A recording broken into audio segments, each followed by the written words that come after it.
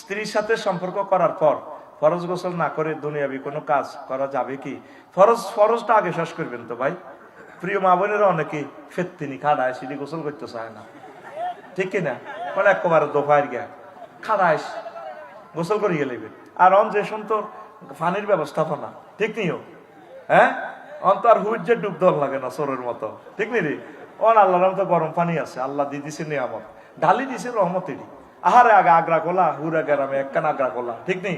আগ্রার টাট্টির মধ্যে বাদি গেছো আসার খাই হরি কতজন গুড় মধ্যে গোসল করিয়ে গেছে। নাকে মুখে বেজ না হোক ইডিয়াতে নিয়ে না। আয় হায় হায়, হে আল্লাহ, হে আগ্রা কোলাতে যেভাবে তো করে গোসল করাইছে, হে আল্লাহ, এখন তোকে ঘরের ভিতরে টাট্টি কত সুন্দর, কি রুম, এই গরম পানি ডুয়েল লাইন, ঠান্ডা পানি গরম পানি, এখন তো আল্লাহ তো করে কত সুন্দর ব্যবস্থাপনা করে দিছে, ঠিক নেই?